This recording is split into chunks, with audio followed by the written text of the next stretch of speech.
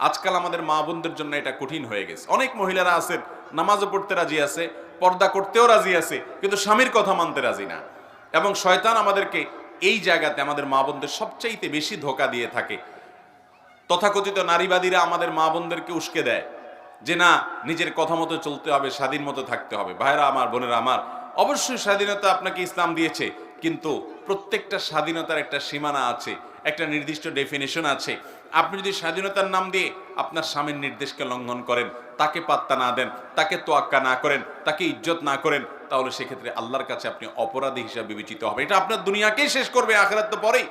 মনে রাখবেন, যারা এই সমস্ত কথার সবক দেয় আমাদের মা বোনদেরকে যে নারীরা নিজের মন মতো চলবে, তথাকথিত স্বাধীন হবে, সেই মানুষগুলোর দেশের দিকে তাকান, ইউরোপ আমেরিকার দিকে তাকান, একটা দেশও পাবেন না যেই দেশে মেয়েরা মুসলিম পরিবারগুলোর মতো, মুসলিম দেশগুলোর মতো সুখে আছে। তাদের জীবনে দেখা যায় যে পরিবার বলতে, পারিবারিক জীবন বলতে কোনো জিনিস পাওয়াটা সোনার হরিণ হয়ে যাচ্ছে দিন দিন। কারণ সেখানে ভোগটাই মুখ্য হচ্ছে, স্বামী স্ত্রীর মধ্যে কোনো বন্ডিং থাকছে না, কোনো সম্পর্ক থাকছে না। মুসলিম পরিবারে, মুসলিম দেশগুলোতেও নারীর প্রতি কম বেশি অবিচার হয়, কিন্তু এরপরও দেখা যায় মুসলমানদের সমাজে স্বামী স্ত্রীর মধ্যকার যে ভালোবাসা, যে হৃদ্যতা, যে সৌহার্দ্য, যে সম্প্রীতি, যে আন্তরিকতা, এটা অমুসলিমরা কল্পনাও করতে পারে না। আল্লাহর বিধানের মধ্যেই কল্যাণ। আপনার কাছে মনে হতে পারে আপনার স্বামী, তার কোনো কথা আপনার ভালো লাগে না, সে হয়তো আপনার চাইতে কম বুঝে, হয়তো সে অনেক ক্ষেত্রে হয়তো পিছিয়ে আছে, তারপরও সে যদি আল্লাহর আদেশের বাইরে আপনাকে কিছু না বলে, খারাপ কোনো নির্দেশ যদি না করে, তাহলে সেক্ষেত্রে আপনি তার কথা মানবেন। সংসারের বিষয়ে স্বামীর সাথে বেশি তর্ক করতে যাবেন না, এটা তার বিষয়। সে কিভাবে উপার্জন করবে, বিশেষ করে হালাল উপার্জনের ক্ষেত্রে সে কোন পথে যাবে না যাবে, কোন ব্যবসা করবে না করবে, কাকে কি দিবে না দিবে, এসব বিষয়ে খুব বেশি মাথা ঘামাতে যাবেন না। আমাদের অনেক বোনরা আছেন এগুলো নিয়ে অনেক বেশি মাথা ঘামিয়ে সংসারে অশান্তি সৃষ্টি করেন, স্বামীর অবাধ্য হয়ে যান। মনে রাখবেন, মুসলিম নারীর জন্য আল্লাহর তরফ থেকে অনেক বড় একটা পরীক্ষার বিষয় হলো যে আপনার স্বামীকে আপনি কতটা মানতে পারলেন। আমি বহু নারীর কথা জানি যারা তাহাজ্জুদের নামাজও পড়ে, যারা নফল নামাজ রোজাও রাখে, যারা আইয়ামে বীজের রোজা রাখে, যারা সোম বৃহস্পতিবার নফল রোজা রাখে, যারা নিয়মিত কোরআন তেলাওয়াত করে, নিয়মিত তাসবিহ তাহলিল করে, জিকির আজকার করে, সবই ঠিক আছে, কিন্তু স্বামীর সাথে সারাদিন বাদাবাদি, স্বামীর সাথে সারাদিন তর্ক করবে, স্বামীকে মেনে চলবে না। কোন এক সালাফ এর স্ত্রী বলেছিলেন, আমরা আমাদের স্বামীদেরকে আগের যুগের মানুষ রাজাদেরকে যেরকম সম্মান করতো ওই রকম সম্মান করতাম। অতএব আমার মা বোনরা, আপনাদের জন্য এটা আল্লাহ তাআলার তরফ থেকে একটা অ্যাসিড টেস্ট, একটা অগ্নি পরীক্ষা। আপনারা অবশ্যই আপনাদের স্বামীদেরকে মেনে চলবেন। স্বামীদের অবশ্য কর্তব্য স্ত্রীর সাথে সর্বোচ্চ সুন্দর আচরণ করবে, কারণ নবীজি সাল্লাল্লাহু আলাইহি সাল্লাম বলেছেন, তোমাদের মধ্যে স্ত্রীদের কাছে যে যত বেশি ভালো, সে আসলেই ভালো এবং আল্লাহর কাছে ভালো। এজন্য স্ত্রীর সাথে সুন্দর আচরণ করে ভালো থাকার চেষ্টা করবে পুরুষরা, কিন্তু নারীরা তাদের স্বামীদের সামনে নিজেকে অনুগত হিসাবে, এবং স্বামীদের একান্ত অনুগত মানুষ হিসাবে উপস্থাপন করবেন। কারণ নবী করিম সাল্লাল্লাহু আলাইহি ওয়াসাল্লাম ওই যে শর্ট সিলেবাসে নারীদের 4 কাজে জান্নাতের কথা বলেছেন, অফার করেছেন, এর ভিতরে একটা হলো আতাআত যাওজাহা, যে নারী তার স্বামীর কথা শুনে, স্বামীর সাথে কুতর্ক করে না, ঝগড়াঝাটি করে না, বেয়াদবি করে না এবং তেড়ামি করে না, বরং যথাসম্ভব স্বামীকে ইজ্জত করে, সম্ভ্রম করে। আপনি আপনার কোন রাজাকে যেরকম সম্মান করেন, তার কথাকে যেরকম শ্রদ্ধা করেন, স্বামীর সাথে সেই আচরণটা থাকতে হবে। এই একটি জায়গাতে ত্রুটির কারণে, এই একটি জায়গায় গাফিলতির কারণে, বিচ্ছুরিতার কারণে শত শত হাজার হাজার পর্দানুশীল, কোরআন তেলাওয়াতকারী, জিকির আজকারকারী, ইবাদত গুজার নারীরা ধরা খেয়ে যাবে এবং আল্লাহর পাকড়ার মধ্যে যাবে।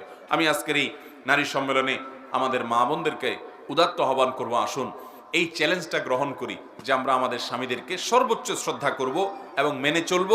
এটি আজ আমাদের মা বোনদের থেকে প্রায় হারিয়ে গেছে। আল্লাহ তাআলা আমাদেরকে আমলের তৌফিক দান করুন। 4 নম্বর যে নসিহত করব তা হলো, আমাদের সন্তানরা আমাদের উপরে আমানত, আমাদের কাছে আমানত। নবী করিম সাল্লাল্লাহু আলাইহি ওয়াসাল্লাম বলেছেন, কুল্লু মাউলুদিন ইউলাদু আলাল ফিতরাহ, প্রতিটা পরিবারের ছোট ছোট শিশু যারা দুনিয়াতে আসে, এরা সবাই মুসলমান হয়ে জন্মগ্রহণ করে, মায়ের গর্ভ থেকে তারা ভালো মানুষ হয়ে আসে। ইল্লা আন্না আবওয়াহু ইউহাউদানিহি আও ইউনাসরানিহি আও ইউমাজ্জিসানিহি, তবে এই বাচ্চাগুলোর মা, তার বাবা, তারা এই বাচ্চাগুলোকে খ্রিস্টান বানায়, ইয়াহুদি বানায়, বেঈমান করে দেয় এবং ঈমান হারা করে ফেলে। বিধায় আমাদের সন্তানরা আল্লাহর কাছে তাদের ব্যাপারে আমরা জিজ্ঞাসিত হব। আল্লাহ রাসূল সাল্লাল্লাহু আলাইহি ওয়াসাল্লাম বলেছেন, আল্লাহ কুল্লুকুম রাইন ওয়া কুল্লুকুম মাসউলুন আন রাইয়াতিহি, তোমাদের প্রত্যেকেই দায়িত্বশীল, তোমাদের সবাইকে অধীনস্থদের সম্পর্কে জিজ্ঞাসাবাদ করা হবে। একজন নারী, তিনি স্বামীর ঘরের ব্যাপারে দায়িত্বশীল, কিভাবে এটা দেখভাল করলেন, স্বামীর টাকা পয়সার আমানতদারিতা রক্ষা করলেন কিনা, স্বামীর অগোচরে নিজের ইজ্জত সম্ভ্রমকে হেফাজত করলেন কিনা, সন্তানদেরকে সঠিকভাবে লালন পালন করলেন কিনা, এই জন্য তাকে অবশ্যই আল্লাহর কাছে জবাবদিহি করতে হবে। এই জন্য আমাদের মা বোনদেরকে আমি বলবো, বিশেষভাবে আপনাদের সন্তানদের প্রতি আপনারা যত্ন নিন। ছেলে হোক মেয়ে হোক, অবশ্যই তাদেরকে 7 বছর বয়স হওয়ার সাথে সাথে নিজে নামাজ পড়ুন, সুন্দর করে তাদের সামনে তাদেরকে নামাজ দেখান এবং নামাজ শেখান, নামাজ পড়তে উদ্বুদ্ধ করুন, কোরআনটা শুদ্ধ করে পড়তে শেখান, তাদের সামনে কোরআন তেলাওয়াত করুন, মোবাইলের নেশা ছেড়ে দেন, কোরআন হাতে নেন, আপনি নিজে কোরআন পড়েন, তাদেরকে কোরআন পড়তে উদ্বুদ্ধ করেন, কোরআন পড়তে উৎসাহিত করেন। যদি কন্যা সন্তান হয় তাহলে সেক্ষেত্রে তাকে 8, 9, 10 বছরের কাছাকাছি বয়স গেলেই তখন থেকে তাকে পর্দা বুঝান। কেন পর্দা করতে হবে? একজন নারী তার সম্ভ্রম, তার ইজ্জত, তার আত্মসম্মান, আত্মমর্যাদার জায়গা থেকে তাকে নিয়ে কাউকে বাজে চিন্তা করতে দিবে না তিনি এই জায়গা থেকে, এবং সমাজে মানুষের ফিতনার কারণ হবেন না তিনি, তার কারণে কেউ বিপদগামী হবে না, কোনো যুবক, কোনো তরুণ। সেই জায়গা থেকে আল্লাহর ফরজ নির্দেশ মানতে গিয়ে তিনি পর্দা করবেন। আল্লাহ বলেছেন ওয়ালা ইউবদিনা যিনাতাহুন্না, নারীরা তাদের সৌন্দর্যকে প্রকাশ করবে না ইল্লা মা যারা মিনহা, কিন্তু পর্দা করার পরও যদি আপনার পর্দার বাহির থেকে প্রকাশিত হয়, অর্থাৎ বাহির থেকে যদি কেউ দেখে সেটি ভিন্ন বিষয়, কিন্তু পর্দা করবে, নিজেকে ঢেকে ঢুকে রাখবে, এবং এটার জন্য সে টাইট পোশাক পরবে না। অনেক মহিলারা আছেন যে আজকাল প্রচুর পরিমাণে টাইট পোশাক আশাক পরেন, পুরুষদের মতো পোশাক আশাক পরেন, শার্ট প্যান্ট পরেন। মনে রাখবেন নবী করিম সাল্লাল্লাহু আলাইহি ওয়াসাল্লাম বলেছেন লানাল্লাহু আল মুতাশাব্বিহাতু মিনান নিসাই বির রিজাল, ওই মহিলাদের প্রতি আল্লাহ লানত এবং গজব নাজিল হয় যারা পোশাক আশাকে, বেশভূষায় পুরুষের সাদৃশ্য গ্রহণ করে। তারা শার্ট প্যান্ট পরে, টি শার্ট পরে, তারা দেখা যায় পুরুষদের মতো চুল রাখে, তারা পুরুষদের মতো চলাফেরা সবকিছু করে, গেঞ্জি ইত্যাদি পরে বাহিরে ঘুরে বেড়ায়। এগুলো একজন নারীর জন্য হারাম।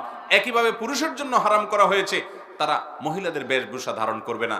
আমার বোনেরা, আল্লাহ তাআলা আপনাদেরকে যে নারী হিসাবে সৃষ্টি করেছেন, এই নারীত্বের মধ্যে আপনাদের সম্মান নিহিত আছে। অনেক মহিলারা পুরুষ হতে চান, পুরুষের মতো হতে চান। আপনি মহিলা হওয়ার পরও পুরুষের মতো পোশাক আশাকে যদি তাদের মতো হতে চান, এটা আপনার নিজের জন্য অপমানের। কেন অপমানের? কারণ আল্লাহ আপনাকে যে নারী হিসাবে সৃষ্টি করেছেন, তার মানে আপনি এটাতে আপনি অপমান বোধ করছেন। আপনি মনে করছেন নারী তুচ্ছ, নারী ছোট, এই জন্য আপনি পুরুষ হওয়ার চেষ্টা করছেন।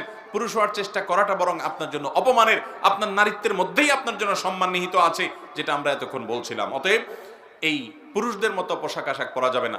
অনেক মায়েরা আছেন নিজেরা ঠিকই দেখা যায় যে নারী সুলভ পোশাক আশাক তারা পরছেন, নিজের ইয়াং মেয়েকে দেখা যাচ্ছে প্যান্ট কিনে দিচ্ছেন, টি শার্ট কিনে দিচ্ছেন, গেঞ্জি কিনে দিচ্ছেন।